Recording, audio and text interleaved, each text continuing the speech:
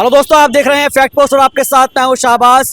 मतदान समाप्त हो चुका है और मतदान समाप्त होने के बाद अब दिल्ली वाले राहत की सांस ले रहे हैं, लेकिन उनकी सांसें अटकी हुई है जो कि इस चुनाव में खड़े हुए थे।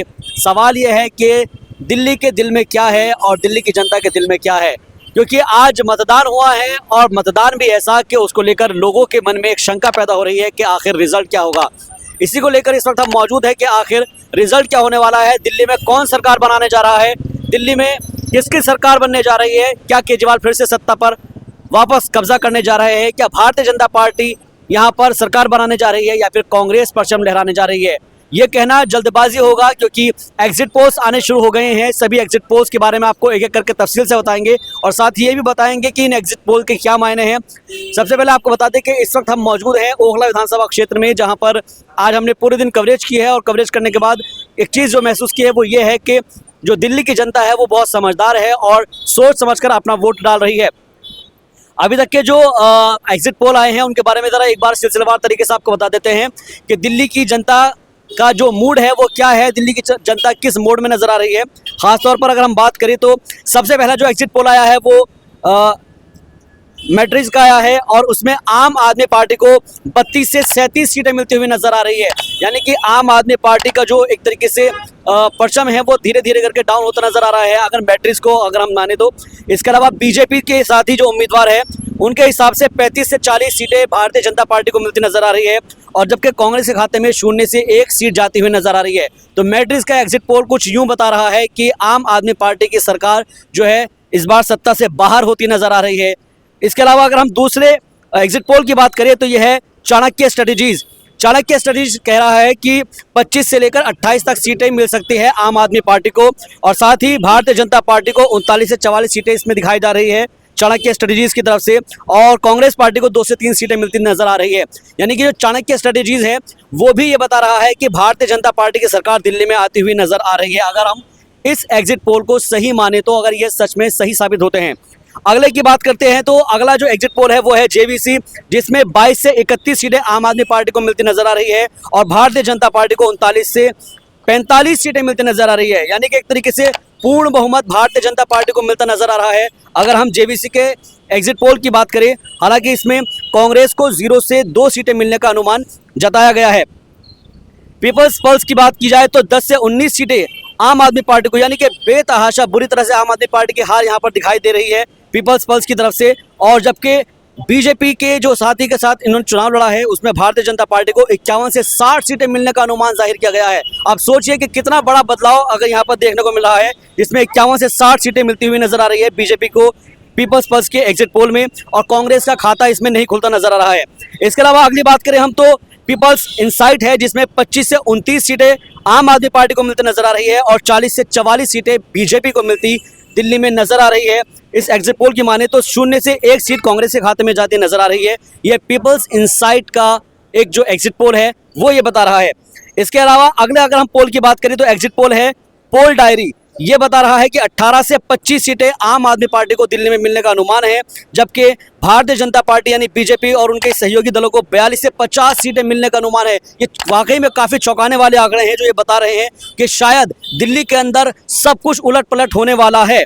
और आपको ये भी बता दें कि 0 से 2 सीटें सिर्फ कांग्रेस को मिलती हुई नजर आ रही है, यानी कि कांग्रेस का ग्राफ 0 से 2 से ऊपर नहीं जा पा रहा है अभी तक के जो रुझान सामने आ रहे हैं या फिर कह सकते हैं जो एग्जिट पोल सामने आ रहे हैं। पी मार्क की बात की जाए तो पी मार्क भी कह रहा है कि 21 से 31 सीटें सिर्फ आम आदमी पार्टी को मिल रही है, यानी कि इसमें भी सरकार आम आदमी पार्टी की बनती नजर नहीं आ रही है। भारतीय जनता पार्टी के मुताबिक अगर इसके अंदर देखा जाए तो भारतीय जनता पार्टी को पी मार्क के मुताबिक 39 से 49 सीटें मिलती नजर आ रही है और सिर्फ 1 सीट कांग्रेस पार्टी को यहाँ पर मिलती नजर आ रही है। अगला जो एग्जिट पोल है वो है वी प्रीसाइड, जिसमें 46 से 52 सीटें आम आदमी पार्टी को मिलती नजर आ रही है। यानी कि आम आदमी पार्टी को इस एग्जिट पोल के हिसाब से प्रचंड बहुमत मिलता हुआ नजर आ रहा है। एक बार फिर से आम आदमी पार्टी की सरकार वापस इसमें आने जा रही है। वी प्रीसाइड की अगर बात की जाए तो जबकि कांग्रेस पार्टी के साथ साथ यहाँ पर बीजेपी की बात की जाए तो बीजेपी को यहाँ पर 18 से 23 सीटें मिलती नजर आ रही है इस एग्जिट पोल के मुताबिक, वी प्रीसाइड के मुताबिक, और कांग्रेस पार्टी को सिर्फ 1 ही सीट मिलने का अनुमान है। अगले एग्जिट पोल की बात की जाए तो यह है माइंड ब्रिंक, जिसमें बताया गया है कि 44 से 49 सीटें मिलने का अनुमान है और भारतीय जनता पार्टी को 21 से 25 सीटें मिलने का अनुमान है और कांग्रेस पार्टी को महज एक ही सीट मिलने का अनुमान इसमें जताया गया है। अगर इसका ओवरऑल हम अगर एक तरीके से कंक्लूजन निकालते हैं तो इसमें आम आदमी पार्टी की 30 सीटें, बीजेपी की 39 सीटें और कांग्रेस की 1 सीट। यानी अगर अभी तक के जो एग्जिट पोल आए हैं, जो रुझान हैं, उनको अगर सही माने और पोल्स ऑफ एग्जिट पोल करते हैं तो 39 सीटें बीजेपी की आ रही है, आम आदमी पार्टी की 30 सीट आ रही हैं और कांग्रेस पार्टी की 1 सीट आ रही है। लेकिन सवाल ये है कि क्या ये एग्जिट पोल सही साबित होंगे? क्योंकि आपको मालूम है हरियाणा में क्या हुआ था, आपको मालूम होगा महाराष्ट्र में क्या हुआ था, आपको ये भी मालूम होगा कि 2020 के जो चुनाव हुए हैं उसके अंदर भी 12 एग्जिट पोल फेल हुए थे। वो सारे के सारे एग्जिट पोल फेल होते नजर आए थे, सिर्फ एक एग्जिट पोल सही साबित हुआ था। और इसलिए हम कह रहे हैं कि इन एग्जिट पोल पर कितना एतबार किया जाए, इन एग्जिट पोल पर कितना भरोसा किया जाए, क्योंकि यही एग्जिट पोल हैं जो हम जब देखते हैं कि हरियाणा के अंदर किसी को बढ़ाते हुए नजर आते हैं, किसी की सरकार बनाते नजर आते हैं, लेकिन जब आंकड़े आते हैं, जब रिजल्ट आता है तो किसकी सरकार बनती है सभी को मालूम है। यहाँ पर मेरे साथ में बहुत सारी जनता है, जो पब्लिक है, इन सभी ने आज वोट किया है। इनसे जरा एक एक करके समझेंगे कि आज के जो रुझान है वो क्या है, खास तौर पर क्योंकि हमने ओखला के अंदर मौजूद हैं, ओखला विधानसभा की भी हम बात करेंगे कि आखिर ओखला की जनता ने किसको चुना है, किसको मत दिया है, किसके ऊपर अपना हक जताया है, अपना वोट डाला है। सीधे बात करते हैं जी, आज का जो मतदान हुआ है उसमें आपको क्या लगता है, किधर आज का जो हवा का रुख किधर था? एमआईएम की तरफ से। क्यों था बताइएगा? वैसे की वजह से। ओवैसी की वजह से। अच्छा, आप बताइएगा क्या क्या हवा का रुख क्या था आज? इलेक्शन कमिश्नर का एग्जिट पोल आया, इलेक्शन कमीशन का भी कैसे आ जाएगा? वही पूछ रहा था। इलेक्शन कमीशन का एग्जिट पोल अभी नहीं आएगा, अभी तो वोटिंग खत्म हुई ना। लेकिन जो तमाम मीडिया चैनल्स है, जो एजेंसीज है, हमने उनका एग्जिट पोल बताया है। आप हाँ, इसीलिए हाँ, क्या कांग्रेस दिखा रहा था हरियाणा में, लेकिन जब रिजल्ट आया तो हमें बीजेपी जीत रही है। तो एग्जिट पोल तब से हमें भरोसा नहीं है एग्जिट पोल पे। ये कुछ माहौल बन भी सकता है इससे। तो मुझे लग रहा है कि हमें वेट करना चाहिए रिजल्ट का, तब पता चलेगा कि हुकूमत बीजेपी की आ रही है या आम आदमी की पार्टी की आ रही है। एग्जिट पोल पे भरोसा नहीं है जब से हरियाणा का ये हुआ है, एग्जिट पोल का जो रिजल्ट निकला है। मैं यही कह रहा हूं, मैंने शुरुआत में इसी बात का जिक्र किया है कि हम एग्जिट पोल पर भरोसा नहीं कर सकते। 2020 का जो रिजल्ट है वो हमको याद है कि 62 सीटें आम आदमी पार्टी को मिली थी और 8 जो सीटें हैं वो बीजेपी के खाते में आई थी। लेकिन उनमें से जो 12 जो एग्जिट पोल थे वो गलत साबित हुए थे। इसलिए हम चाह रहे हैं कि जो यहाँ की पब्लिक है वो सिर्फ ओखला के बारे में बताए, ताकि हम ओखला के बारे में कुछ लोगों के जनमत से समझ पाए कि आखिर आज ओखला की जनता ने किसको चुना है, कि क्या लहर रही है, क्या माहौल रहा है आज ओखला का, बताएं आप। एमआईएम है। एमआईएम है, क्यों बताइएगा? चेंज चाहिए, अब चेंज। अच्छा, बदलाव के लिए। हाँ, बदलाव चाहिए। अच्छा, आप बताइएगा। एक्चुअली सर मेरा वोटिंग नहीं था इसलिए। हाँ, फिर भी आपने रुझान या फिर किसी की लहर या किसी से बात सुनी होगी? रुझान तो एक्चुअली ऐसा किसी के ऊपर नहीं कर सकते टिप्पणी कि हाँ यही पार्टी जीतेगी। हाँ। बट ये है कि वोटिंग जो हुआ है वो सही हुआ है इस बार। हाँ। और एमआईएम का भी चांस है, प्लस और भी जो हमारा मतलब आम आदमी पार्टी या कांग्रेस वोटिंग बटा है, तो हम किसी के बारे में श्योर नहीं है कि हाँ अच्छा बोलते। ठीक है, आप बताइएगा। एमआईएम को दिया है जी। अच्छा, क्या वजह है इसकी? बदलाव 10 साल मानव को दिया है 2 बार, तो इस बार चांस दिया है एमआईएम को कि बदलाव हो कुछ, तो ओखला में कुछ सही काम हो। ठीक है, आप बताइएगा। जी, मीम इंशाल्लाह मीम आ रही है इस बार। अच्छा, रीज़न ये है कि यहाँ पर ऑलरेडी 10 साल हम दे चुके हैं अमानुल्लाह साहब को, जिन्होंने ऑलमोस्ट टाइम उन्होंने जेल में ही गुजारा है, और जिसकी वजह से यहाँ पर आप डेवलपमेंट की अगर बात करेंगे तो जो जनता की जो प्रॉब्लम है, जैसे स्ट्रीट हो गया, जैसे नाला ही हो गया, और भी चीज़ें हैं, लाइटिंग हो गया और एक केबल हो गया, ये सब की बहुत सारी दिक्कतें हैं यहाँ पर, जिसकी वजह से। और एक चीज़ और है कि जो शिफाउर रहमान साहब है, उनका कहीं ना कहीं बहुत ज़्यादा कंट्रीब्यूशन है। अच्छा, यहाँ एनआरसी का जो मसला था और जो यहाँ पर उसको लीड किया उन्होंने, तो उसकी वजह से वो एक फेस बने हैं बिल्कुल लास्ट मोमेंट पे। और जहाँ तक लगता है मुझे एज अ स्टूडेंट और as a student of the politics, I can understand that कि सिचुएशन जो है इस टाइम पब्लिक की जो एक सहानुभूति है, जो एक इमोशनली है, वो इमोशनली अटैच हुए हैं मीम से। तो लास्ट मोमेंट पे मुझे ऐसा लगता है कि 40-60 का रेशो है। यानी आप कह रहे हैं कि सिंपैथी वोट यहाँ पर मिला है? हाँ, बिल्कुल, वो आपको मिलना भी चाहिए, और प्लस वो हकदार है उस चीज़ से, क्योंकि उन्होंने फील्ड में बहुत काम किया है। अब देखो पॉलिटिक्स में है वो, अभी क्या कहते हैं, एंगेज रहे हैं, लेकिन हम ये नहीं कह सकते कि उन्होंने रोड बनाया है, क्योंकि वो अभी उसमें नहीं थे, सरकार में नहीं थे। जो सरकार में थे उनसे हमारा सवाल बनता है कि उन्होंने क्या काम किया है। अब इनको मौका दिया जाए और फिर इनसे सवाल किया जाएगा इस मौका देने के बाद। ठीक है, तो बहुत से जो अलग अलग पार्टीज हैं उनके अपने अपने दावे हैं, लेकिन सवाल ये है कि आखिर जो ओखला की आवाम है उनका जो रुझान है किस तरफ है। मैं आपसे समझना चाहूँगा ओखला का रुझान किस तरफ है। आज आपने देखा होगा वोटिंग हुई है, लोगों के अपने अपने मत है, कोई आम आदमी पार्टी की तरफ जा रहा है, कोई AIMIM को वोट डाल रहा है, कोई कांग्रेस को डाल रहा है, बीजेपी के भी अपने कुछ लोग होंगे। आज लहर किस तरफ दिखाई दी? लहर तो जी देखिए, यहाँ मैं 14 साल से रह रहा हूँ, ये ओखला का निवासी हूँ मैं। और रही बात लहर की, तो यहाँ वैसे वोटिंग बराबर की ही रही है, टक्कर रही है यहाँ पे अमानत जी में और एआईएम में। लेकिन अगर सही मायने में वोटिंग का अगर आप ट्रेंड देखें तो वो अमानत साहब की तरफ ज़्यादा था। क्यों? क्योंकि यहाँ के बहुत सारे जो पढ़े लिखे लोग हैं, बहुत सारे जो समझदार लोग हैं, वो ये जानते हैं कि भाई अगर हम ये वोट दे रहे हैं, अगर मान लो ये हो भी जाते हैं तो आगे जाकर इनका फ्यूचर क्या है। हर आदमी सोचता है इस चीज़ को। दूसरा, गवर्नमेंट की कोई गारंटी नहीं है, क्योंकि अगर ये एक सीट निकाल भी लेते हैं तो गवर्नमेंट का क्या क्या प्रोसेस आ गया, ये कुछ कर पाएंगे? नहीं कर पाएंगे। अगर अमानत जी हमारे अगर होते हैं तो होने के बाद क्या होगा, एक सीट हमारी एक्स्ट्रा बढ़ेगी जो कि गवर्नमेंट को सपोर्ट करेगी, गवर्नमेंट इंफॉर्मेशन में उसको मदद मिलेगी। तो उसको देखते हुए अमानत को बहुत सारे लोगों ने कहा कुछ है, लेकिन वोट बहुत अंदर खाने से अमानत जी को पड़ा है और उम्मीद है इंशाअल्लाह कि अमानत जी निकल जाएंगे। ठीक है, आप बताइएगा। मेरा तो यही मानना है कि यहाँ जो कोई पार्टी के इस पे नहीं दिया है, सब सफ़ाउर रहमान के नाम पे दिया गया है। ये एआईएम वगैरह या वहाँ मुस्तफ़ाबाद हो या ओखला हो, सिर्फ वो वहाँ ताहिर हुसैन के नाम से दिया गया और यहाँ ये सफ़ाउर रहमान के नाम से दिया गया। तो यहाँ हम लोग भी वोट किए हैं, यहाँ सफ़ाउर रहमान के, हम लोग पार्टी पे वोट नहीं किए इस बार। ठीक है, यानी कि जो चेहरा है वो एक सिंपैथी वोट गेन करने की कोशिश की गई है। आप बताइएगा क्या लहर रही है आज? हाँ, इमोशन को दिखाने की कोशिश की गई है कि जो सीए एनआरसी में जो लोग उन्होंने थोड़ा लीड किया, उसको वो दिखाने की, किसी इमोशन दिखाने की कोशिश की गई। अदरवाइज अगर आप पॉलिटिकली आप देखें तो अमानत भाई बहुत ज्यादा स्ट्रांग है इस मामले में। अच्छा, तो ये खड़े उतरे कहाँ खड़े? एनआरसी सीए में एक भी वीडियो या उतरे कहाँ? अगर हम वही थे, मैं वही था एनआरसी सीए में, मैं था भाई, मैं यहीं रहता हूँ, मैं 14 साल से रह रहा हूँ। मैं भी 10 साल से हूँ, तो मैं एनआरसी के टाइम से हूँ, मैं देखा हूँ यहाँ। इमोशन पे गए हो आप? हाँ, तो वो बंदा हमारे लिए खड़ा हुआ ना, तो वो अपना भाई भी आपके लिए ही खड़े हुए हैं। क्या चीज खड़े हुए क्यों नहीं खड़े हुए हैं? क्या चीज केजरीवाल आपके लिए खड़ा हुआ है। क्या चीज के लिए खड़े हुए हैं? आज आप उनको शिवाजी के लिए आइए, वो क्या कर लेंगे ये बताइए, आप क्या कर लेंगे? वो ने क्या क्या कहा कि 1 घंटा मरकज बंद करवा दिया, मरकज बंद करवा दिया, 1 घंटे में प्रोटेस्ट बंद करा दूंगा, मुझे फोर्स दे दिया। तो इमाम को जो गिरफ्तार किया, उन्होंने क्या बोला? पुलिस वाले बीजेपी, अगर सबको बंद करवा दिया। ये तो बीजेपी केंद्र की सरकार अगर हमारी रहती तो 2 घंटे के अंदर में सजील उमर को मैं गिरफ्तार कर देता। पूरा मरकज बंद करा दिया, जमात के लोगों को सब बंद करवा दिया।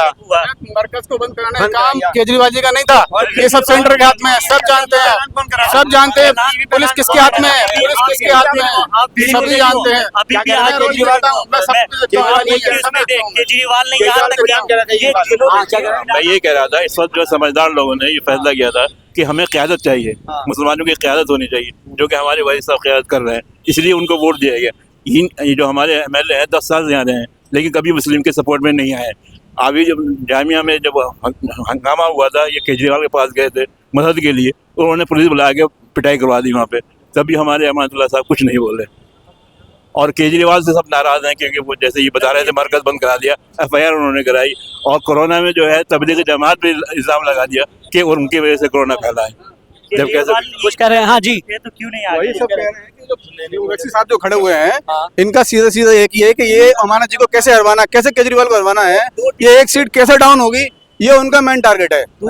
उनका टारगेट ये नहीं है कि हमें जीतना है, उनका ये टारगेट है कि इनकी एक सीट ये 2 सीट जो है, इनको कैसे डाउन किया जाए। असल बात ये है केजरीवाल को मुसलमान का वोट चाहिए ही नहीं। तो ऐसा क्यों कह रहे हो? इतनी बड़ी आबादी है, 10% का कंट्रीब्यूशन करती है ओखला, 20 लाख की आबादी होगी ऑलमोस्ट, लेकिन कितनी बार आए केजरीवाल यहाँ पे? एक बार इतनी बड़ी आबादी को एड्रेस नहीं करना चाहिए, आज तक किया है। हाँ, अमानत साहब बहुत अच्छे हैं, पर्सनली वो बहुत अच्छे हैं, लेकिन केजरीवाल कहाँ है एज अ पार्टी? कहाँ है उनका? हमारा रिप्रेजेंटेशन कहाँ हो रहा है? हाउस में तो नहीं दिख रहा है। केजरीवाल तो खुद ये कह रहे हैं कि अब ये जो वो आ रही है हमारे कॉमन सिविल उसके लिए, तो वो उसको सपोर्ट करेंगे, तो फिर हम क्यों उनके सपोर्ट करेंगे बताइए। अच्छा, इसके अलावा जो बिजली, सड़क, पानी का कोई मुद्दा है नहीं है यहाँ पर? यहाँ तो कुछ हुआ ही नहीं, मुद्दा था, यहाँ पानी ही नहीं है, पानी नहीं आ रहा है यहाँ पे। हमारे घर भी नहीं कभी पानी आई है, कभी नहीं। आपके घर आई है पानी? पानी तो पानी वाला आता है, 25 रुपए 30 रुपए की बोतल मिलती है, उससे पानी पीते हैं। बीजेपी को आने दीजिए, बिजली का बिल हाथ में आएगा ना तो सब पता चल जाएगा, सब दिखाई दे जाएगा। एक महीने में अगर आप यहाँ वापसी अगर पलायन न कर जाओ तो गारंटी है। मैंने क्या बोला, अगर एक मेरे भाई बूंद बूंद से ही घड़ा बढ़ता है, ये कभी मत भूलिए। अगर आप ये सोचेगा डायरेक्ट पूरी 70 की 70 सीटें केजरीवाल ले आए या केजरीवाल ले आए, ऐसा कभी नहीं होता है, एक सीट से ही। अरे भाई, ये तो बीजेपी भी बोल रही है 70 सीट लाएंगे, तो क्या बीजेपी ले आएगी? मोदी जी बोलते हैं पूरे हिंदुस्तान के अंदर हम पूरा इलेक्शन हमारा है, ठीक है, हम पूरा जीत के दिखाएंगे। इस बार का बहुमत लाए क्या वो? बताइए आप, कैसा हुआ? ऐसा नहीं होता ना, कहने से किसी कुछ नहीं होता है। ये तो सभी हर आदमी कोशिश करता है, हर पॉलिटिकल पार्टी बोलती है कि हम इतनी सीट लाएंगे, हम इतनी सीट लाएंगे, ये सबका होता है। सिंबल पे आधा से लोग सिंबल पे नहीं दिए हैं, सब सिफाउर रहमान के नाम पे दिए हैं। कोई भी हो सिफाउर रहमान से, अगर सिफाउर रहमान आज जेल से बाहर रहते तो क्यों खड़े होते? वो नहीं होते, वो अपने घर पे बैठे रहते हैं। रहमान जी अगर जीत भी जाते हैं तो क्या आप गारंटी देते हो कि वो हार जाएंगे? वो आप बताइए, उनपे 5 साल से वो अंदर है, वो क्या इतनी उम्मीद है? आएंगे वो भाई प्रचार के लिए आ सकते हैं, प्रचार के लिए 1 महीने में वो पेरोल पे आ सकते हैं। पता है सुप्रीम कोर्ट ने कंडीशन रखी है, तब उनको पैरोल पे हारा गया है। आए तो कोई आया नहीं है वो। हाँ तो वो सोचिए, तो 5 साल पे आए तो कम से कम आए, बच्चे से मिले, अपनी वाइफ से मिले, कम से कम 5 साल पे आए तो। चलो देखो, ये तो बात उनकी पर्सनली है। मेरा कहना ये है कि जिस तरीके से हम ओखला विधानसभा में देखते हैं, बहुत सारे मुद्दे हैं। एक तो शिफाउर रहमान का मुद्दा अलग, हम इसे एक्साइड कर भी दे, इसके अलावा और भी कुछ लोग मुद्दे हो गए जिन मुद्दों पर लोगों ने वोट डाला होगा। किसी का बिजली का बिल नहीं आ रहा होगा, किसी का पानी का बिल नहीं आ रहा होगा, किसी के घर में सफाई हो रही होगी। तो क्या ये मुद्दे हैं इस बार के? अब इनका ये गलत बात पे लड़ रहे हैं सब लोग। अब आप इन लोगों को जो है 2020 के इलेक्शन पे जाना चाहिए। 2020 में बीजेपी के पास कितने % वोट आया था? 33 के पास 35% वोट आया था, और इस बार इसके पास वोट बैलेंस उतना ही है, उससे कम तो होगा नहीं, ठीक है। बाकी जो वोट बटा है मुसलमानों का, इसमें AIM का हो गया, ओवैसी उसमें आम कांग्रेस का हो गया, आम आदमी का हो गया, वो डिवाइड हो गया। अब ये देखो कि सीट किसके पास जा रही है, अब कहाँ लग रही है आपको सीट? अब बीजेपी के पास जो वोट बैलेंस है वो पूरा बैलेंस है ही, उसने वोट बढ़ाया है अपना, ठीक है। 35% बढ़ाकर उसने 45% कर लिया होगा, बाकी 55% में तीनों लड़े हैं। अब देखने में तो किसी की नहीं लग रही कि किसकी कौन यहाँ पे, नहीं तो मुझे लग रहा है कि अमानतुल्लाह जी आ जाएंगे, नहीं और शिफा जी आएंगे, ठीक है, और नहीं आपको यहाँ पर कांग्रेस लग रहा है, जो भी मौजूदा कंडीशन लग रही है। और जो भी आज के एग्जिट पोल आया है, एग्जिट पोल में भी आप देख रहे हैं कि 45+ बीजेपी के पास से सीट आ रही है। तो यहाँ जो वोट बट रहा है ना, सबसे ज़्यादा मुसलमानों को बट रहा है। आप लड़ रहे हैं कि मैंने आम आदमी को दिया है, आम आदमी जीत रही है, बाकी लोग लड़ रहे हैं मैंने पतंग को वोट दिया, पतंग की बाजी कर रहे हैं, ठीक है।